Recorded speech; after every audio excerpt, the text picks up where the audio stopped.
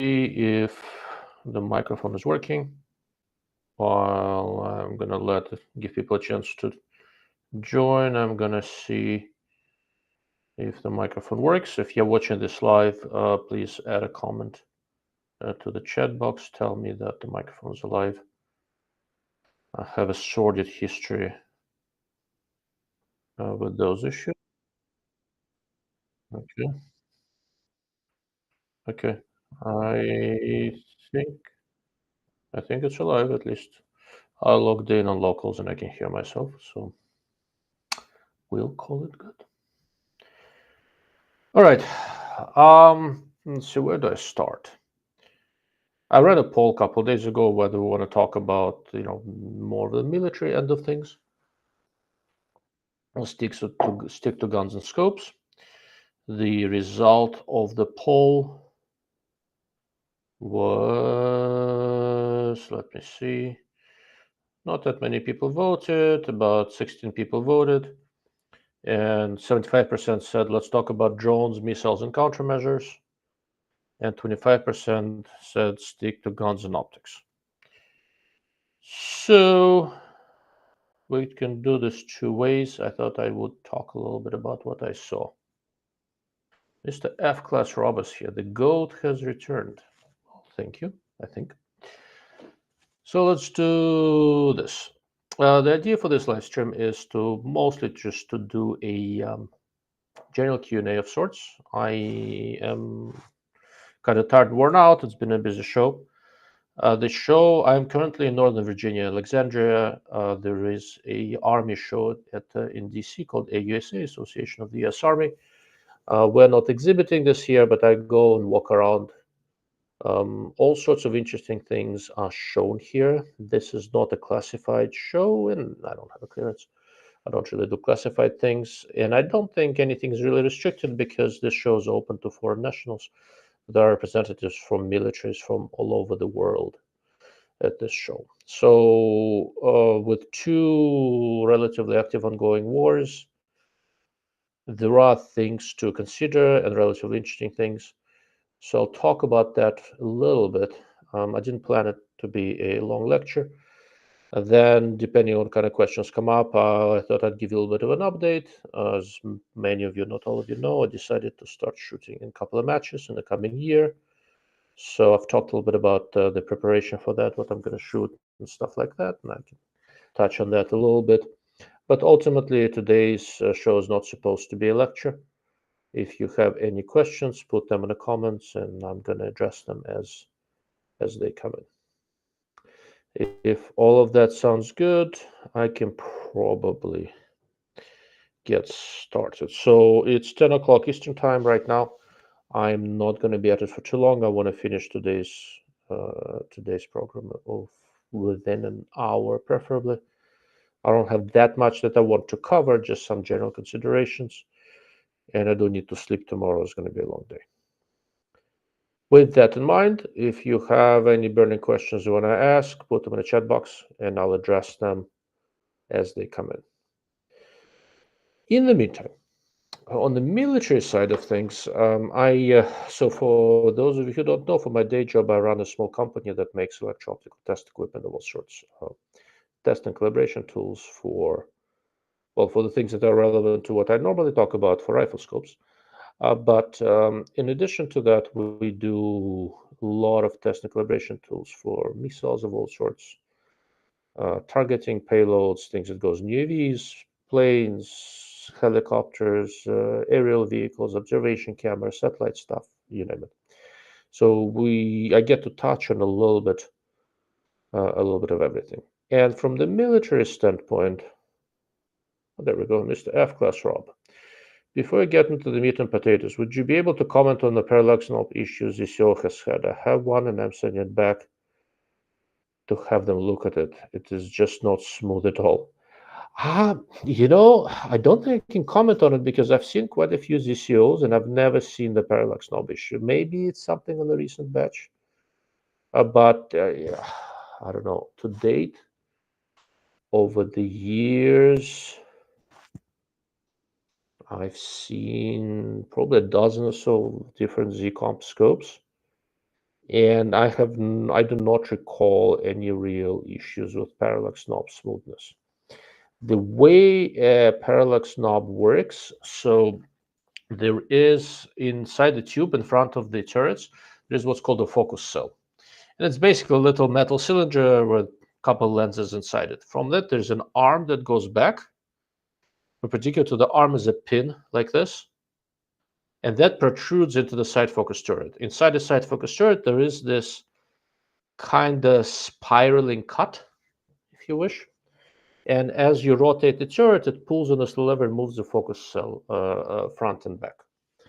So for the side focus turret to not be smooth, one of two things can happen.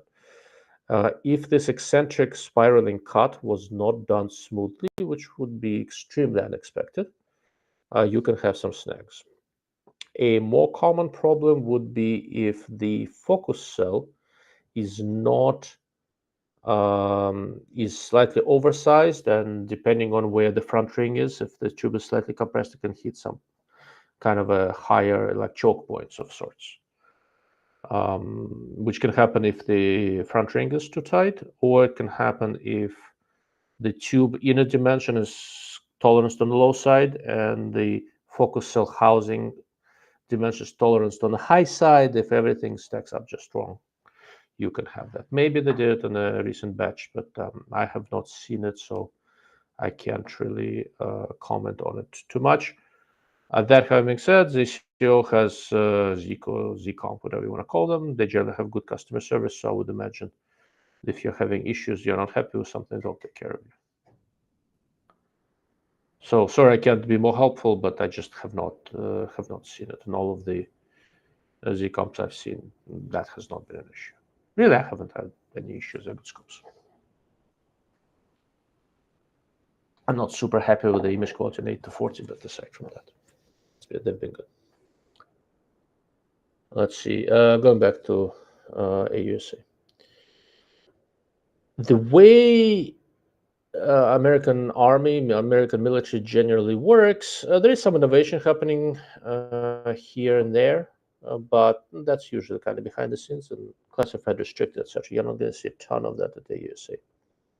But you will see a lot of things that are sort of a modification, a response to world events, things that foreign military customers may want to see, and things that the Army identified as a potential problem and is looking for the industry to help them solve. And unsurprisingly, given the nature of the two relatively major wars we have happening, one is Russia-Ukraine, another one is Israel against Iran. And yes, I said Islamic Republic of Iran is probably a better way of saying this. I didn't say Israel Hamas. I didn't say Israel Palestinians. I didn't say Israel Hezbollah. The war is between Israel and Iran, Islamic Republic of Iran, and it's just so far it happens to be mostly to be fought by Iranian proxies, but that's going to change. So the way those two wars are conducted, drones are playing an outsized role. And we've had drones for quite a long time. We've used drones for quite a long time. United States and Israel are by far the most experience and knowledge of drones. But drones, as used in conflict between relatively equal, there's no comparable powers, that's new. And a lot has been learned. When we were doing the Great War on Terror, as much as I dislike the term, to war on terrorism, I understand war on terror is kind of weird, but a lot of what we did was with large drones, like the Reapers and Predators and stuff like that, and they were the perfect tool for the situation because we were dealing with the enemy that didn't have a ton of counter-aircraft equipment, and a very large drone that could loiter up there for a very, very long time, see things from very far away with massive, huge payloads. The observation targeting payload on the Reaper is this big. Oh, it's that big. It's significant. If it's a couple hundred, well, between 300 and 500 pounds, depending on how you configure it. It's a serious payload. That worked. when you're dealing with an enemy that potentially can shoot things out of the sky, large, expensive drones are probably not as expensive as fighter planes and fighter pilots, but they're still expensive. The name of the game has become a distributed cloud of smallish drones. Small and medium-sized drones are beginning to really dominate the tactics and the strategy on the battlefield. And the bulk of the interesting stuff I saw had something to do with either using small to medium-sized drones in offensive capability or trying to figure out how to counter the use of small and medium-sized drones in offensive capability. And that's really the name of the game. And the other part of it, and I'm seeing that in my day job anyway, the other significant part of it is that United States is finally realizing that when it comes to drones and missiles and stuff like that, we need to have significantly larger stockpiles of all of it than we have. The race is on. If you watch the defense news, you'll notice that uh, the government excuse me, give me 1 second.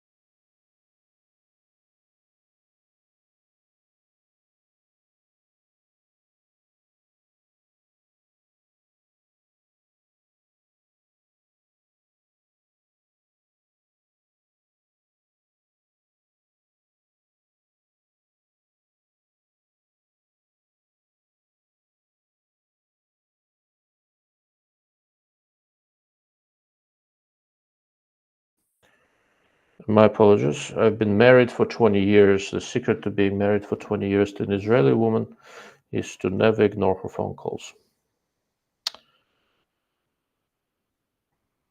So we'll see. Anyhow, where was I?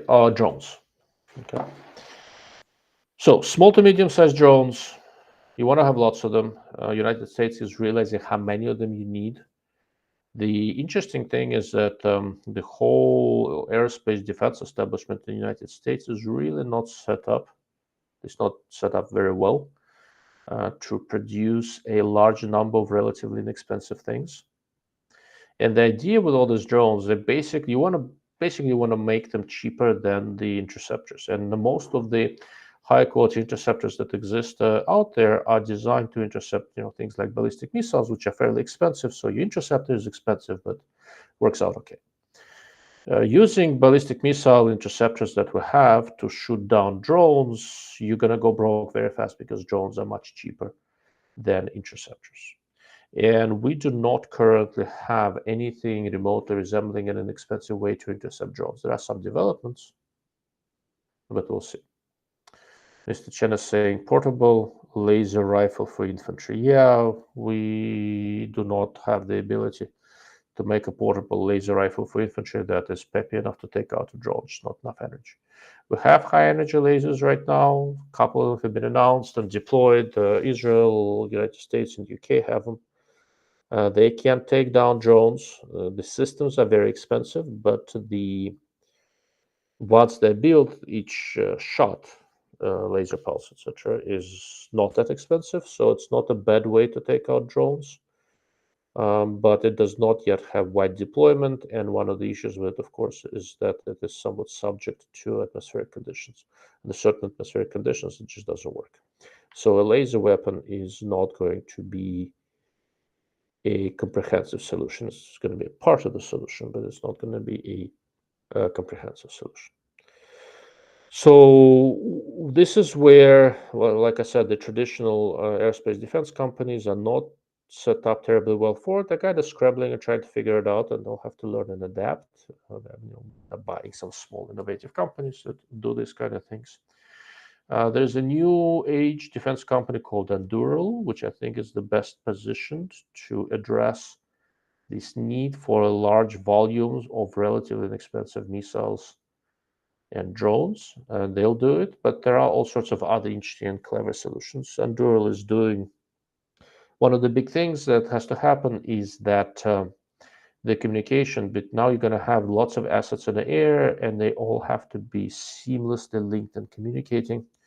So a lot of it becomes a software issue. Again, there are a couple of interesting solutions out there. But you're really working with widely distributed systems. They are trying to weave AI in there, which is also entertaining. But once again, the systems are clever. Lots of talk about loitering munitions of all sorts, and loitering just means stuff that's you can get up in the air, and it's going to be up in the air and ready until you need to deploy it. The loitering stuff appears to go a couple of different directions. One is the quadcopter style things that can go hang out there for 30, 40 minutes and will have a electro-optical payload of some sort, a camera, a couple lasers, something relatively light, and one or two small missiles or guided bombs, once again, like 40 millimeter diameter stuff. There are quite a few of those out there. So there's those. And for the larger stuff, there are some interesting prototypes of small fixed wing drones that can deliver a munition the size of javelin, something like that. A little closer to the enemy, let it go, and then go back and get reloaded. So the name of the game right now for the modern battlefield appears to be an ability to keep a swarm of these loitering assets up in the air to be able to use them as you see the need. Interesting idea. Execution is tricky but doable. But I think long term, this is a relatively interesting way and probably a viable way of being able to control your territory, protect your territory, damage enemy assets, and do so with the minimal risk for your own troops. All in all, interesting ideas. It is definitely a big drive toward miniaturization of the optical systems, which is kind of the end that I care about the most. Since if you have a relatively small drone it has relatively small weight capacity, and you want to minimize everything else it carries. There's a big difference if it has, one guided bomb or missile, or two or three, even small ones, right? So if the difference between having the ability to shoot 1 or 2, it's a big difference. So the market is requiring, and there are a couple of companies who are doing it, small but very, very capable observation and targeting electro-optical payloads. While in the past we saw a lot of drones out there just for observation purposes with just a nice camera, but now more and more of these are equipped with a decent camera and something that can blow shit up, something with an energetic payload. Mr. Cut Bucket is here. No, you're not too late. I just started. I'm kind of giving a little bit of an overview of the stuff I've been seeing at this AUSA Expo that I'm here for work, but while I'm at them also. I just find this interesting. There are a couple of rifle scope companies here. Primary Arms is here. I went and spent some time with them. They have a couple of prototypes that I haven't seen before that I knew they were working on, but I can't really talk about those yet. It's a couple of things that will probably be released at SHOT. They didn't have them for general information. They just had a couple, behind the counter. So I looked at them and they look promising. Aimpoint is here. They've got this new Aimpoint Acro type sight, the P2. I think it was released a couple of months ago with a 3.5 MOE dot. That actually looked pretty good. I liked it. They have the one called S2 for shotguns. That's basically an Acro with a 9 MOE dot, which got me really excited. On pistols, I much prefer larger dots, but it only comes with a mounting system for a shotgun rib. So I made a pitch for them to make a version of that with a normal Acro mounting system so I could put it in a handgun, but something tells me that they do their own thing, and I'm not convinced I'll be able to do anything about that. Tree Chicken is here, Barrett, all the usual small arms stuff. Barrett had a pretty cool new 30mm precision rifle, with all sorts of different munitions. A part of that is to be able to take drones out of the air. You shoot the 30mm thing out there and it explodes and takes out a couple of things. They had a Vortex XM157 on it, which was very cool to see it out in the wild. But a really big part of the show is about solving the problems of how to use drones properly, intelligently, and how to counter the use of drones. Mr. Chen, once the munition is in the air, doesn't seem to need a lot to take out lots of things. Armored vehicles are not made to take fire from above, needless to say, infantry. So to take out an armored vehicle, you need a pretty serious munition, something the size of javelin, etc. A loitering drone that's relatively small cannot carry a javelin. The things that a loitering drone carries around are missiles at about this big, right? It's not going to take out a tank, but it'll take out a car, it'll take out some relatively high value target, a truck. It might do some damage to a lightly armored personnel carrier. That's really where the trade-off is. If you have a big-ass camera on there, you may not be able to have a large enough munition. So they're trying to figure out how to make everything light enough so that you could use as much of your weight budget as possible for things that go boom. So that's been kind of an interesting thing. Another really cool thing that I saw that I haven't, there's been development on those things, a fair amount of development here and there. But one of the things that became surprisingly effective in the Russian-Ukrainian war is basically a maritime navy applicable drones. In this case, it's basically just a boat without any people on it that can be driven remotely or can be self-piloting, if you wish. Every time you see a couple of things along those same lines, some surface level stuff, some underwater. This time around, I saw a little bit more, and what I found really interesting is that one of the companies with these self-piloted boats, smallish boats, it was from Taiwan. And for Taiwan, this whole business of controlling the water around them is a very existential thing because China keeps on pushing in, and for all of the countries not far from China, it becomes an interesting argument, right? So they are pushing in on the territorial waters of Vietnam, Philippines, Taiwan, conflicts with Japan. China is kind of expanding out. And the Chinese Navy, while technically the largest in the world in terms of the number of ships, most of those are, glorified fishing vessels.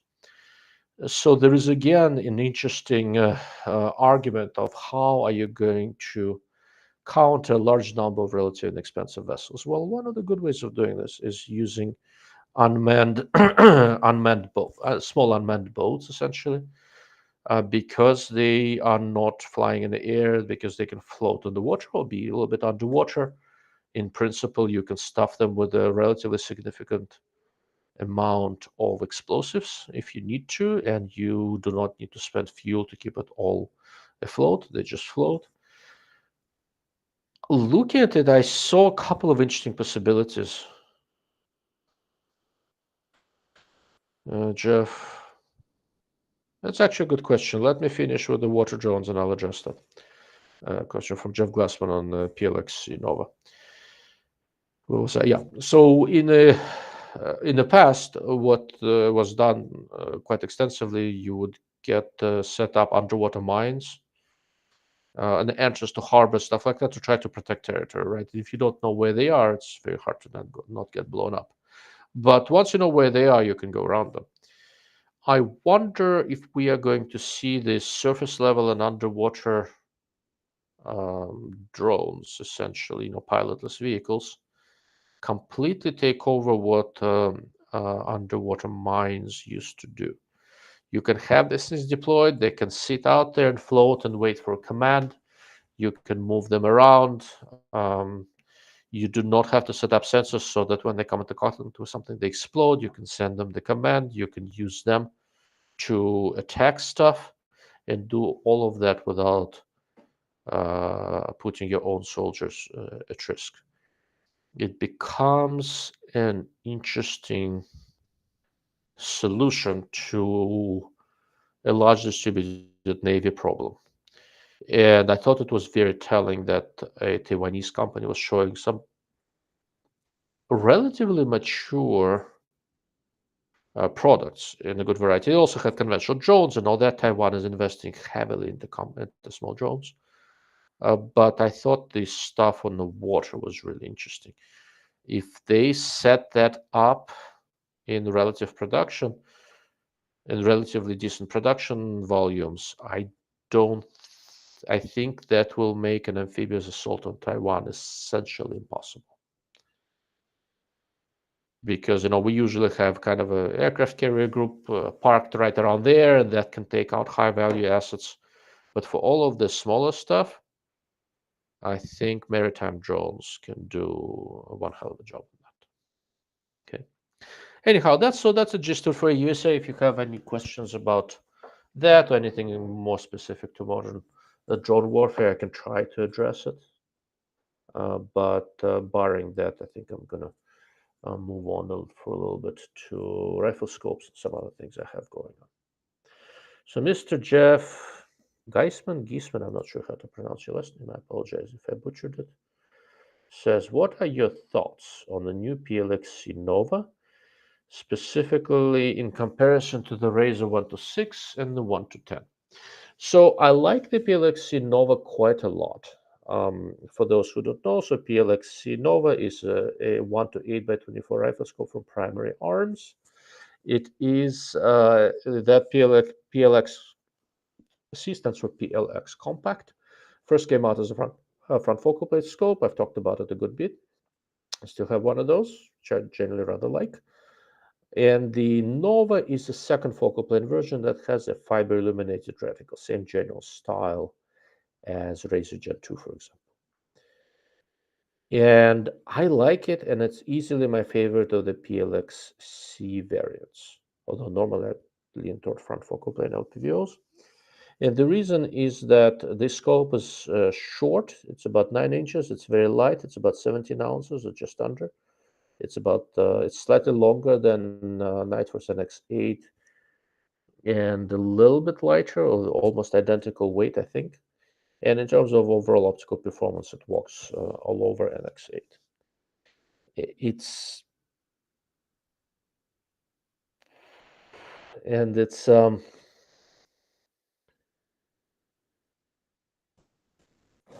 what's a good way of saying this? It's basically kind of like a Razer Gen 2, with a little wider field of view, a lot lighter, and broadly very similar performance. Feel the eyepiece, ease of getting behind it. Exit 3.1 power is a little bit smaller on the Razer Gen 2, but it goes after the same general market. Razer Gen 3 1 to 10 is a little bit of a different animal because it is front focal plane. It is really set up as LPVO and DMR scope. The PLXC Nova, because of the second focal plane reticle, is at its best inside of 300 yards or so. You can push it out a little bit. It tracks ejector turrets and all that tracks just fine. But like all second focal plane scopes, you kind of have to pay attention a little bit more if you're trying to stretch the distance. With the front focal plane 1 to 10, all of that happens naturally. But for a general purpose LPVO that you're not looking at as a DMR scope and you're going to do the bulk of your shooting inside of 300-ish or so yards, PLXC 1 to 8 is probably one of my favorites. In the past, once you got past 1 to 6 magnification ratio, I really preferred front focal plane. But I'm shifting my opinion a little bit because of this scope. The holdover points are, obviously work at 8 power, which is on one hand is not ideal. On the other hand, the scope is light, works well. I rather like it. It's easily made it on my list of recommendations. The interesting question now is that, given the relatively similar price, the biggest, most direct competitor in many ways is a Razer Gen 2. And honestly, if you take away the argument of the track record, Razer Gen 2 1 to 6 has probably the most prolific and the most excellent track record of any low power variable scope on the market today. If you take out the factor of the track record, it would be very hard for me to justify purchase of a Razer Gen 2 when PLX Compact is out there. They broadly do a similar thing at broadly similar quality, and PLXC has slightly broader magnification range, is shorter and lighter. So it seems to be holding up pretty well for now, but that's newer. So we'll see if that persists. Mr. Haven't Heard, I have been subscribed for about 3 years. I said something stupid early on and have been bashful since. You really shouldn't. Everybody says something stupid. I'd prefer if you say something stupid than not say anything at all. I respect your opinion. What's the best 4 to 600 meter scope in low light conditions? So that gets a little bit. I'm also setting up rifles for almost new elk hunters. Okay, all right. So caliber is going to be 7. I assume 7 PRC or 7 Remington Magnum, something like that. Look, so low light means large objective. Okay. Large objective means 56 millimeters. If you really care about low light, you need the largest objectives. Most of the conventional hunting scope with larger objectives tend to be set up for shooting within the maximum point blank range, 300-ish yards. Once you go out to 400 to 600 meters, you either need to be dialing or holding over with the reticle. So you need something that kind of blends a little bit of the low light hunting with precision. So one of the things you did not say was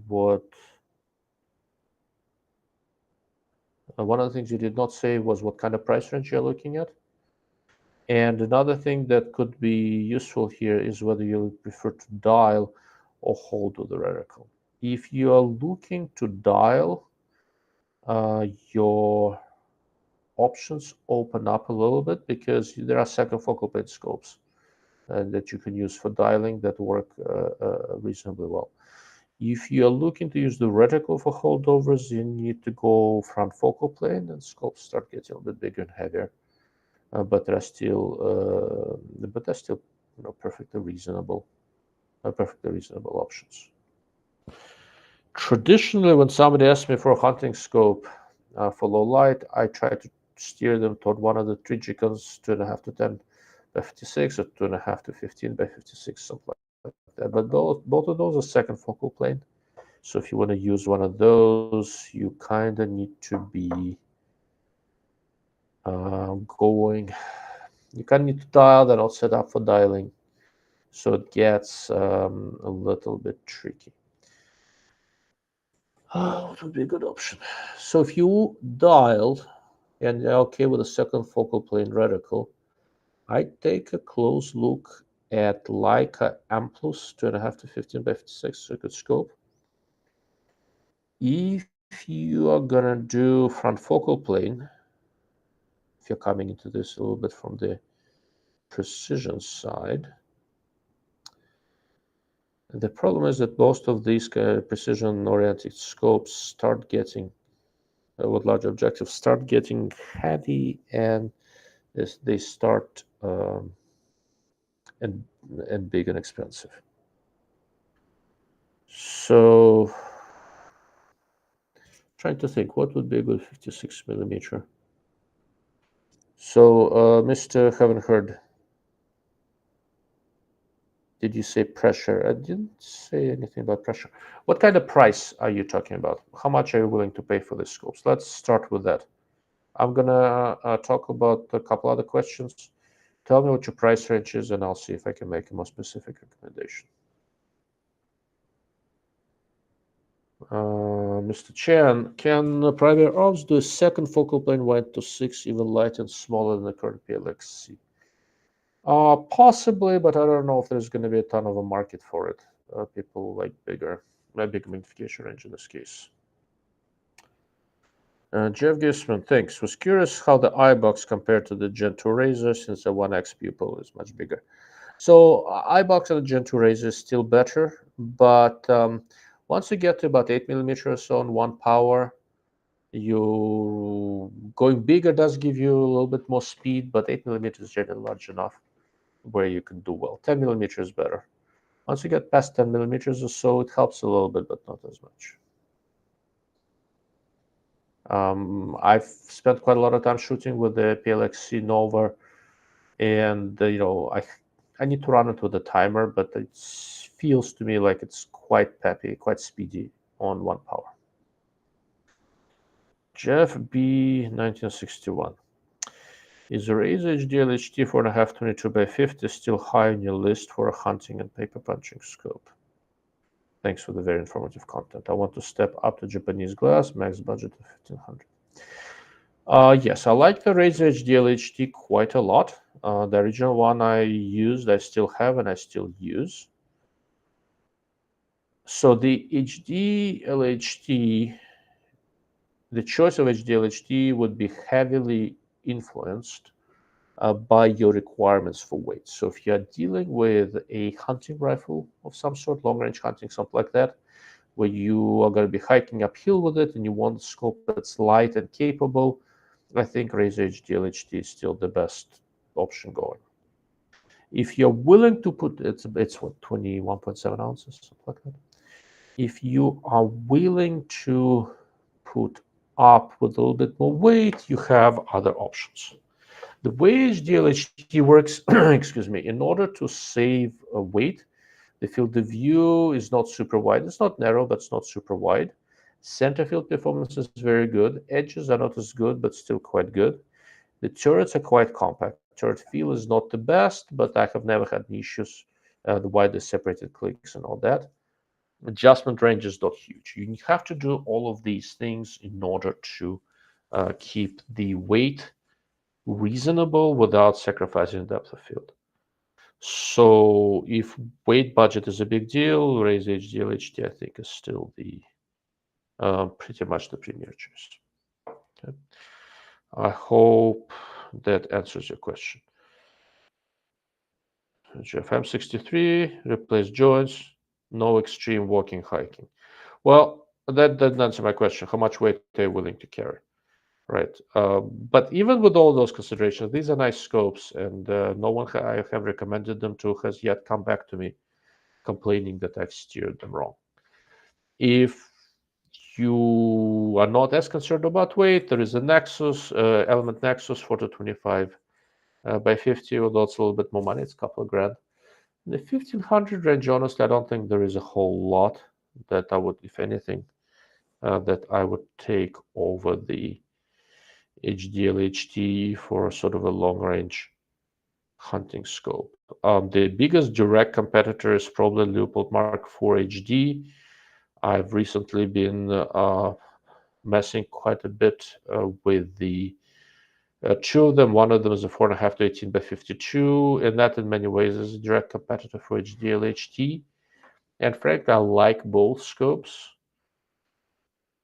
If I were forced to pick one, I'd probably still go for HDL-HT, but a lot here comes down to the choice of reticles and stuff like that. So in the 1500 range, I think I'd be, yeah, I think I'd be looking at the Race HDL-HT 4.5 to 22 by 50 and Leupold Mark IV HD 4.5 to 18 by 52. That would be probably my choice. Okay, 7-pound rifle. I'd like to stay under 9 total. Yeah, I think you're on the right track. I'd just go with HDL-HT, but the Mark IV is worth taking a look at as well. Excuse me. Pardon me. Normally I try to mute myself before I sneeze, but it came on a little bit too fast. Mr. Haven't Heard. How about FFP? $700 with a tree that make the client think. That's the $900 rifle. Seems like a 2K plus on the budget. Arken. No, I don't recommend Arken. There's too much variability and not enough customer support. I would probably not do Arken. So you need a 700-ish front focal plane. I would be looking at Burris XTR3i, 3.3 to 18 by 50. Normally they're around 1,000, but if you look around, you can often find them for a little bit less. That would probably somewhere toward the top of my list. I have one with a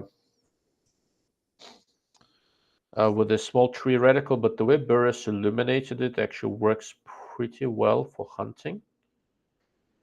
So that's a good option. Let's get Burris XTR3i 3.3 to 18 by 50, and that's pretty nice in low light. I think that would be one of the better options. I think Schmidt is running a sale through EuroOptic. I just logged into EuroOptic website, and they had some of the classic scopes would be pretty close to your price range, and they are quite good in low light. So one of the things you want, if you are worried about low light, you want an illuminated reticle. That becomes important. Let me see. And magnification is oftentimes not that huge a deal, but illumination and reasonable reticle design are, you don't need a huge amount of adjustment range. So let me see. I just logged into the website. Let me see what I have here from Schmidt. I just made a post on that on my website. And there were a couple there. Okay, there we go. So let's see what kind of chart is on this one. So no, that's not it. For under grand, you can, for low light, you can buy Schmidt and Bennett 2.5 to 10 by 56 classic. That's a really, really nice low light scope. If you want a front focal plane, I think Schmidt has a 3 to 12 by 42, which is quite good on low light, despite a relatively modest objective. And that one is available with a P3 reticle and an exposed single turn turret. For everything that you may want to do there, that would actually do quite nicely. Oh, there we go, I found it. I think this one is illuminated. There we go. Yeah. I am gonna pop it into the chat. So this would be something I would strongly consider. There's not a ton in the scope to screw up. It does not have side focus, but it has good depth of field, so you're okay there. And so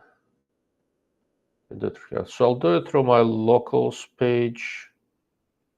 I'll put that in the chat box. It's a link to the Schmidt and Bender Classic 3 to 12 by 42 on Euro Optics page. It has basically P3 reticle, which is essentially just a mil dot. There you go, should be able to see it now. Which is essentially a mil dot, a single turn exposed turret, so you can dial, and it's quite nice in low light. So that's for Mr. Haven't Heard. Jeff B, thanks. I'll check out the Mark IV HD. LHD is still high on my list. LHD would be probably at the top of my list. But I gotta tell you, the Mark IV HD is no slouch. I rather like the scope.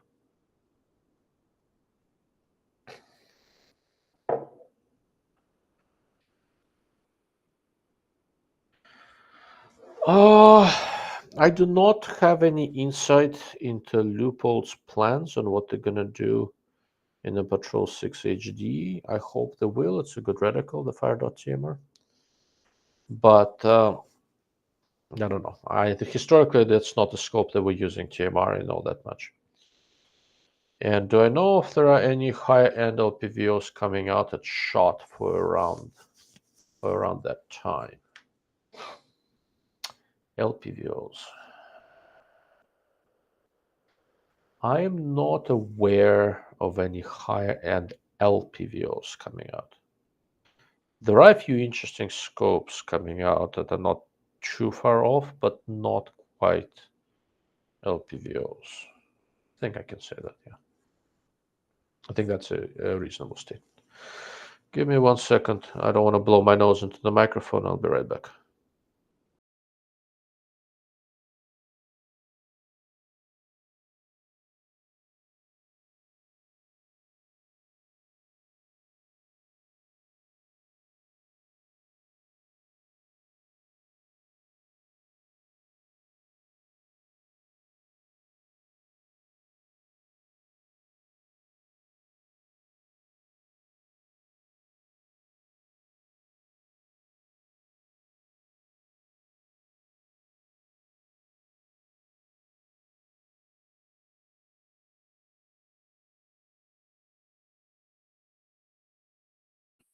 And I'm back.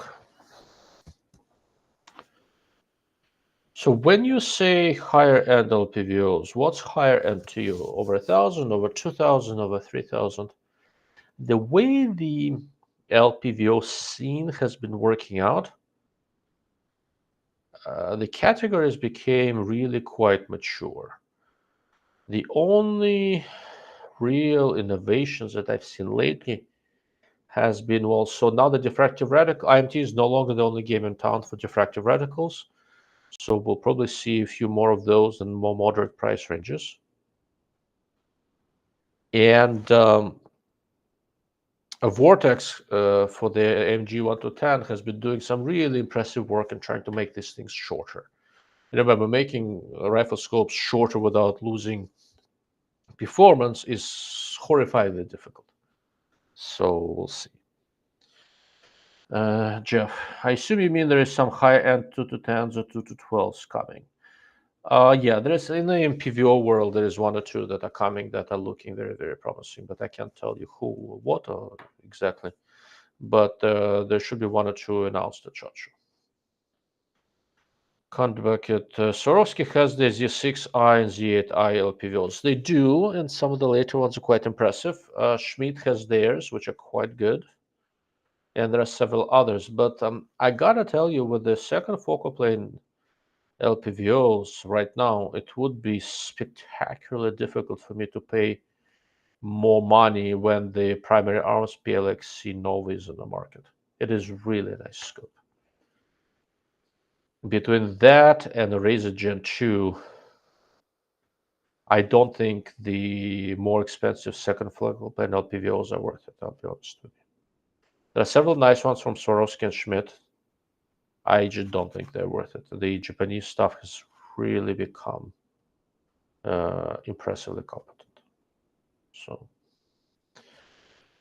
the rifle scope market is so mature that a lot of the stuff that's happening right now are either relatively mild improvements or different attempts to shore up particular niches, right? They try to find some sort of an underserved niche and make a scope for it and hope that it's going to give them enough of an edge for competition to not catch up. And depending on how big that niche is, they might have it themselves, or somebody else might make a scope and be done with it.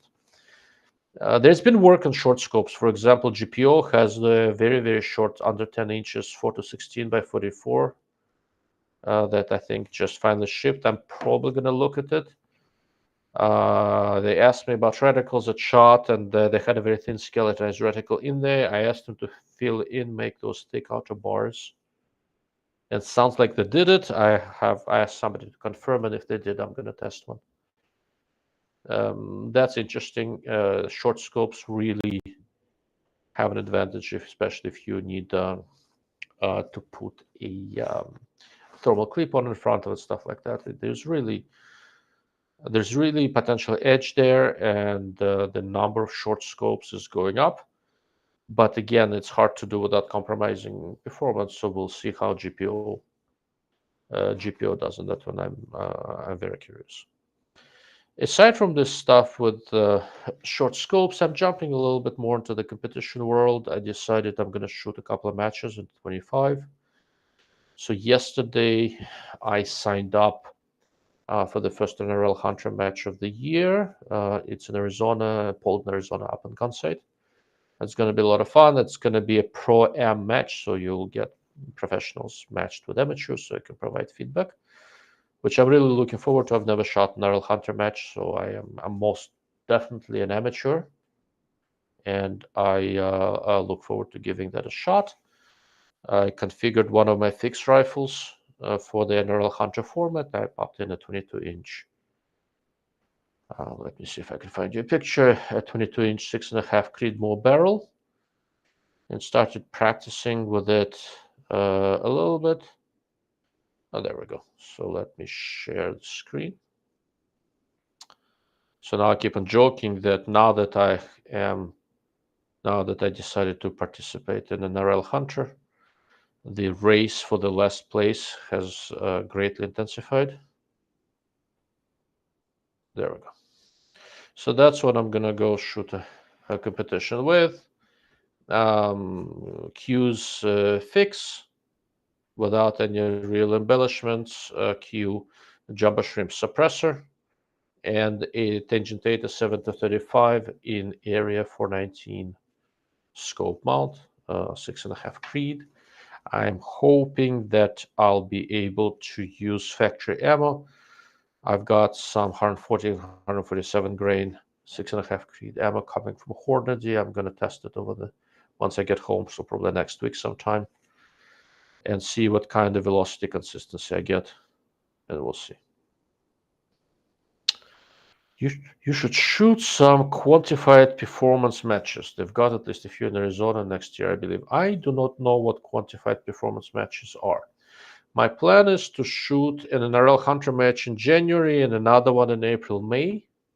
And then Competition Dynamics puts up this team match in Wyoming. I got a chance to go see it last summer, and I was super impressed. And I want to shoot that in June. I'm not completely unfamiliar with quantified performance, so I'll look it up, but I'm really not sure what it's about and how it's different from other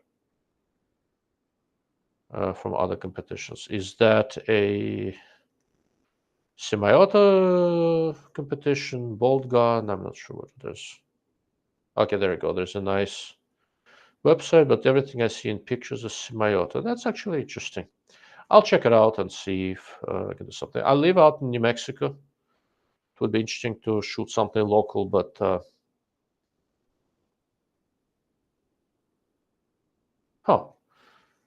Chen is saying, is the chat from locals not showing up. That would be disappointing.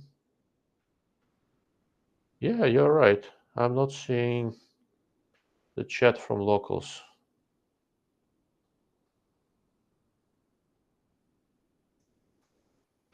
Oh yeah, I see there are several comments on locals that are not transferring to Rumble Studio. Okay, I'll file a complaint.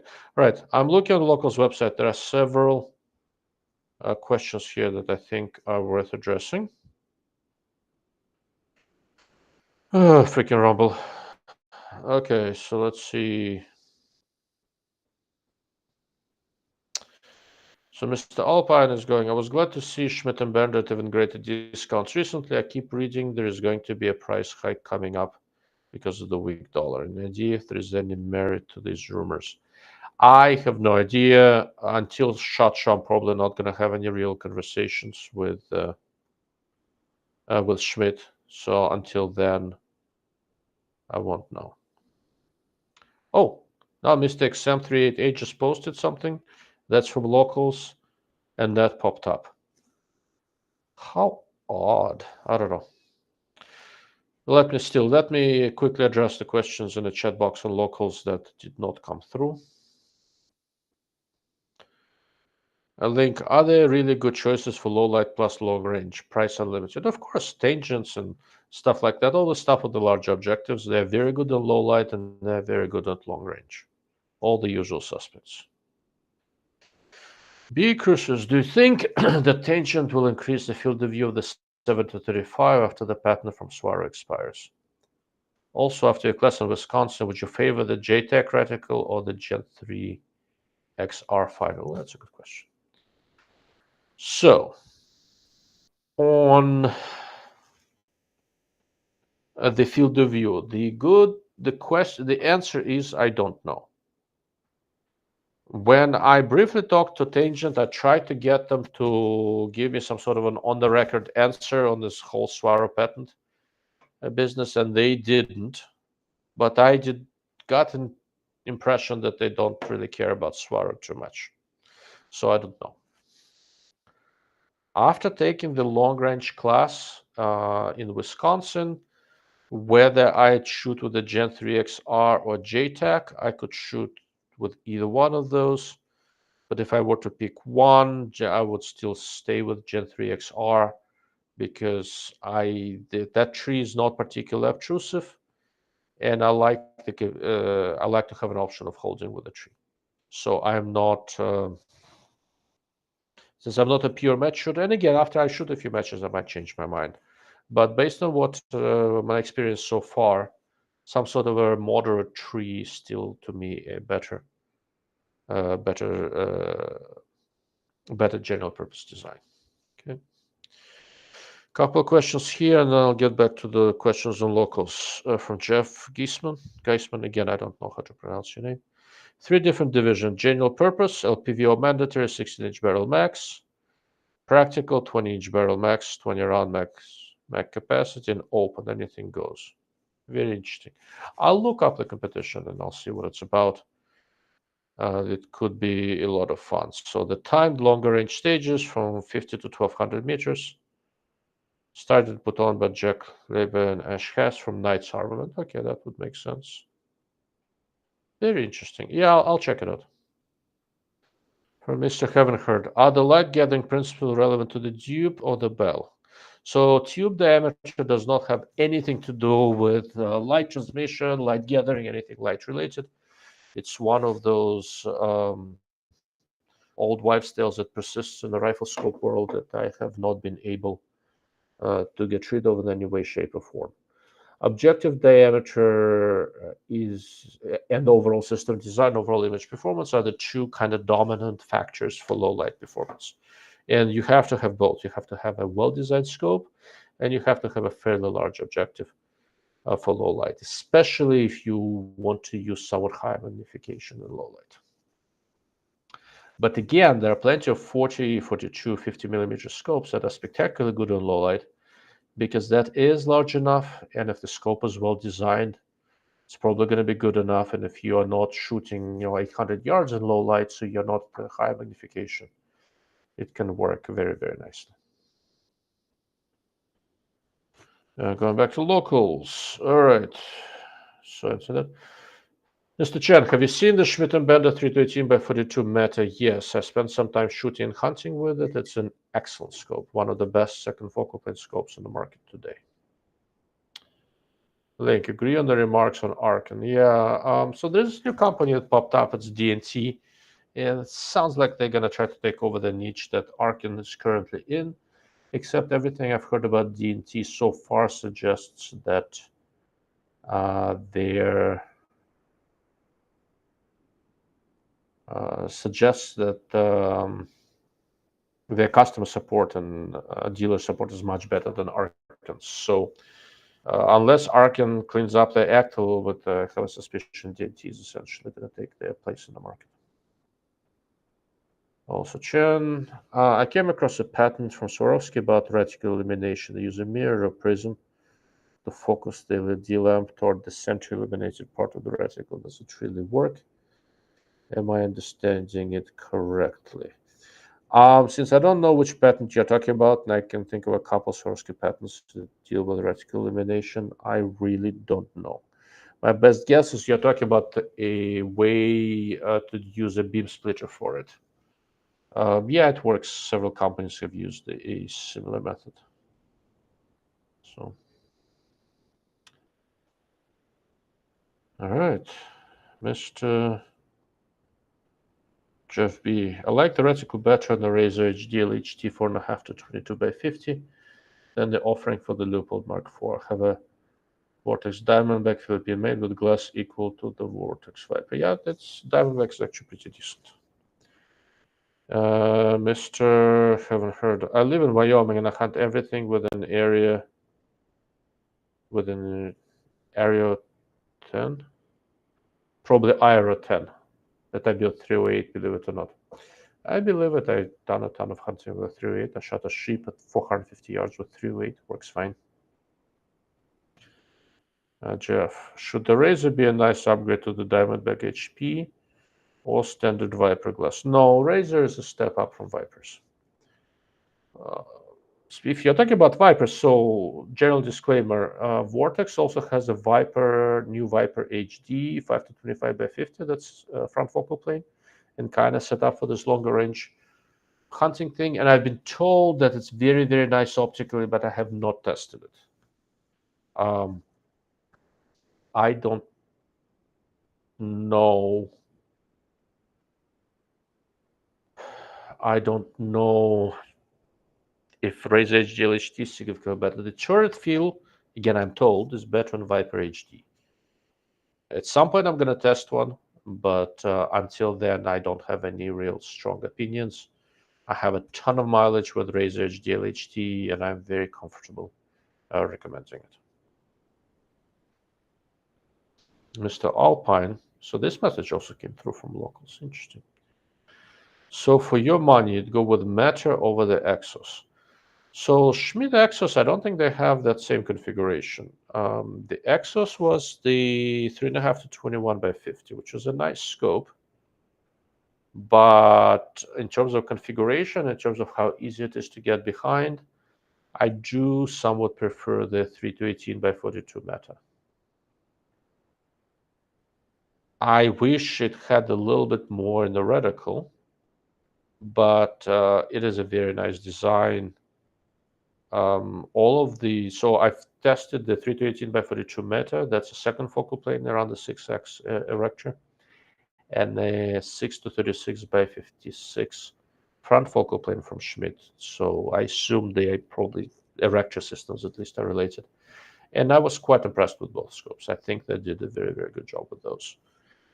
I've seen the Axis. I've played with it a little bit, but it's just that the 3 to 18 by 42 configuration for me is more useful than the 3.5 to 12 by 50 of the Axis.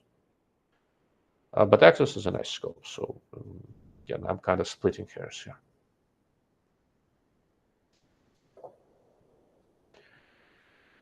All right, questions started coming. We are at about an hour here, so I've got an early start tomorrow, so this would probably be a good time to start wrapping up.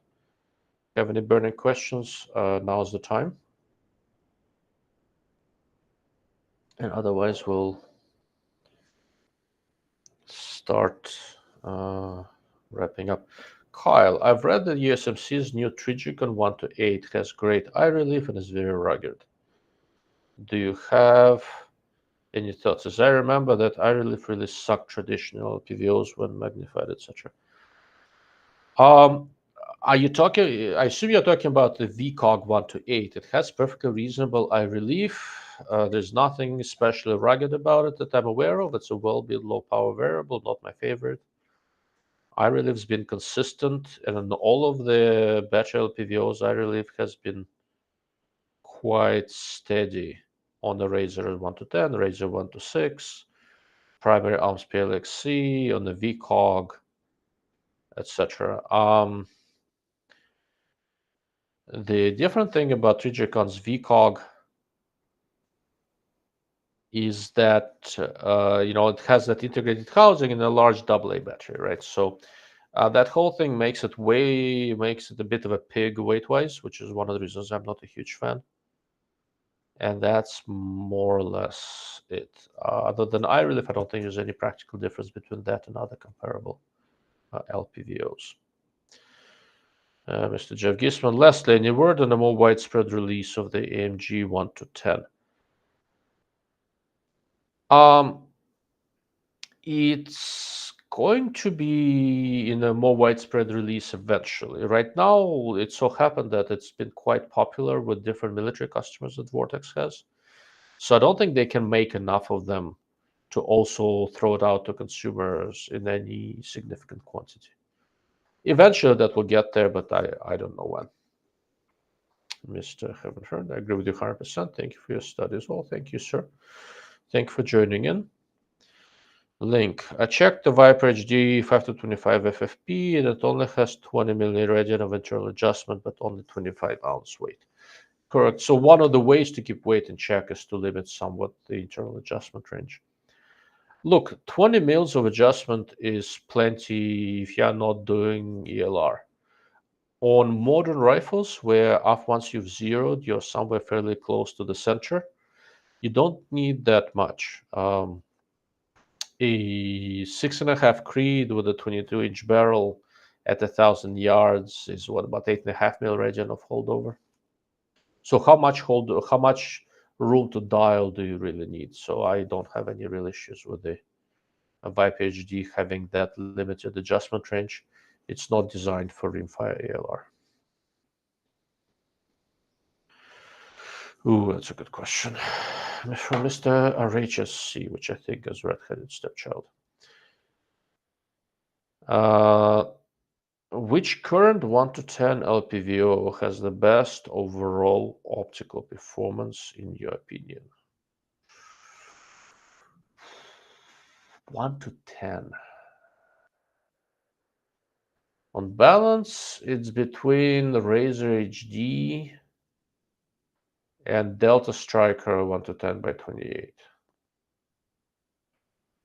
So I think Razer is slightly better, unless you're at a very close range, a very distant range where the Delta Striker, which has side focus, has a little bit of an edge. On a higher end of things, the only other real 1 to 10 out there is March. March 1 to 10 is actually very, very good, more expensive. And it's very short. It does have a little bit of image quality advantage over the Razer, but it's pretty close. Between these three, I pretty much pick the size of the package you like and the reticle you like. Kyle, it is heavy, and that was my issue, although the VCOG is 70-75 T6 housing and has the big objective lens, but yeah, it is heavy. Ships are full of metal bulkheads, like Marine's foreheads, so it's needed. I don't think it has anything to do with metal bulkheads. I don't like how heavy it is. What aluminum it's made of is not critical. If whoever designed it understands cross sections, it doesn't matter. It all makes for good marketing. It doesn't really make any practical difference. At least not in my opinion. There are plenty of ways to make an integrated mount scope that doesn't weigh as much. Why Trigicon did it the way they did, I don't know.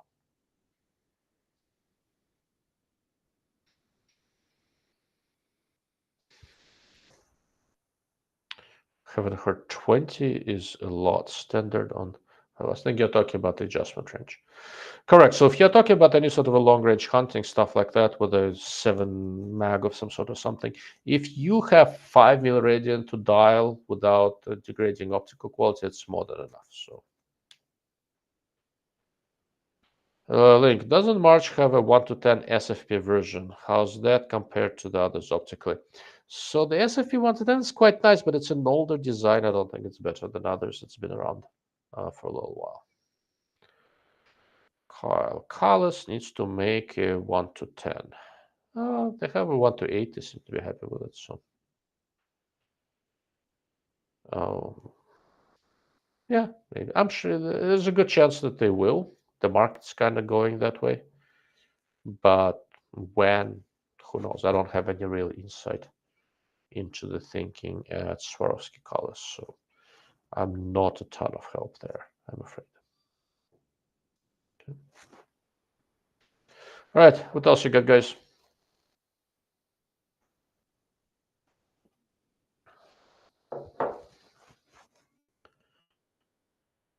Let's see if there's anything on locals that didn't come through.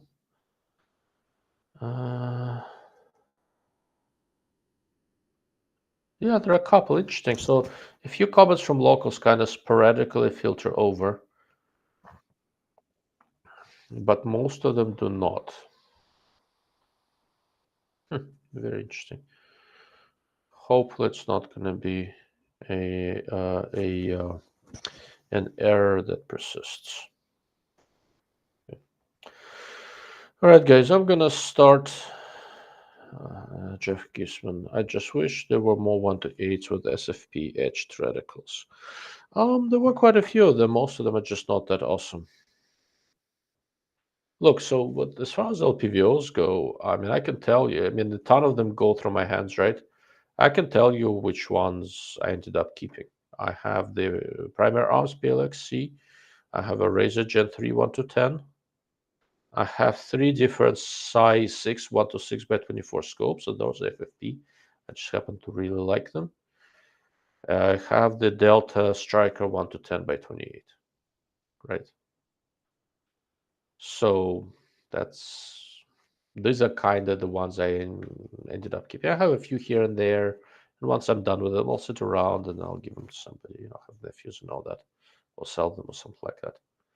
The ones that I just mentioned, I'm going to be here for a while, so make your conclusions out of that in whichever way you want. Mr. Chen, carbon fiber version of the triple pull Skypod. That could be great for an Earl Hunter. Maybe. So I borrowed the triple pull from MDT, and I've been shooting with that. Took that to the class in Wisconsin, and I really rather enjoyed it. And I'm doing some more shooting with it now and trying to decide if I want to buy it for the NRL Hunter or stick with the bipods that I have.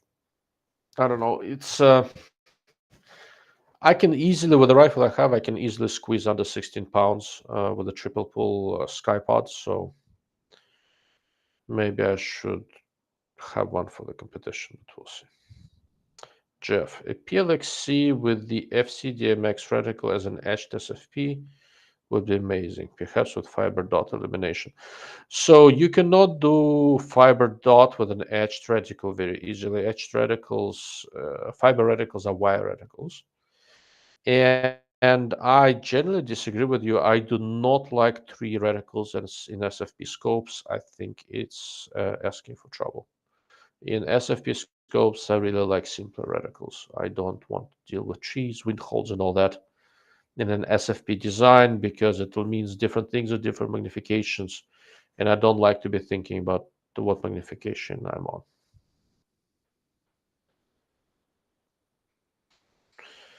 Link. I never realized how heavy the triple pulls are until I saw your listing compared to other bipods. Yeah, they are quite heavy. I can probably, because I shoot a very lightweight rifle with the lighter weight scope and all that, I can probably find a way to squeeze into 12 pounds with a triple pull Skypod. But for the first match, I'm not gonna try. I'll do under 16, and I'm not gonna chase weight. I just want to focus on shooting well.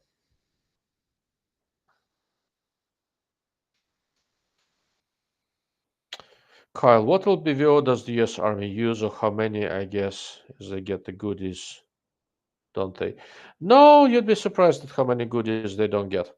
So when the Army originally went and decided to issue a solicitation for LPVO, they basically took a Razor Gen 2 1-6 and wrote a specification based on that. It went through the Army procurement system, and they ended up with a SIG Tango 6T, and everybody went like, what just happened? But I tested the 6T that the Army got, and it's a perfectly reasonable scope. Generally, depending on where you are in the big army, you have a few scopes. A Tango 6T is supposed to be the general issue one. The specialized one for the higher end stuff is the Vortex XM157, which is quite remarkable. There was a program that went to the Attacker 128, as I recall, although that's a lower volume stuff. And then there are the Deltas and all these other SOCOM guys, special operations guys, who have a lot more options in what they use.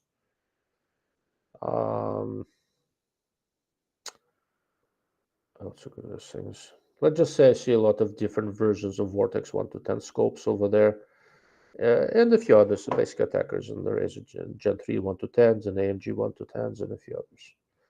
So you'll see them use quite a lot of different stuff, but for general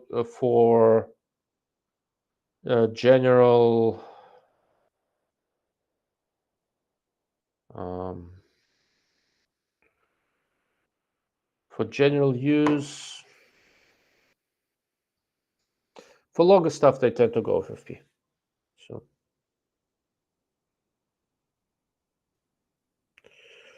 Haven't heard. How do you feel about the US government authorization of any and all law enforcement permissions to take out civvies?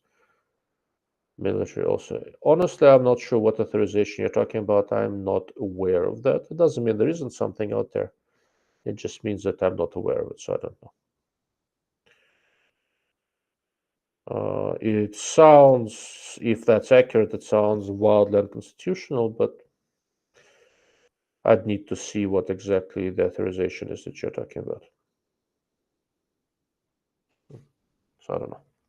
Honestly, I don't know.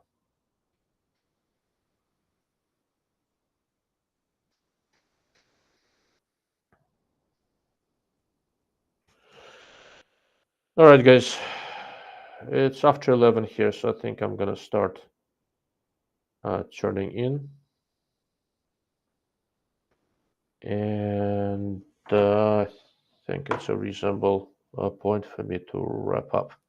If there are any questions that I missed, please put them in the comments under the video. I'll try to get to them as quickly as I can. Thank you all for chiming in.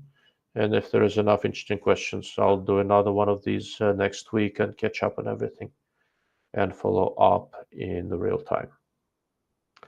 Thank you all, and good night.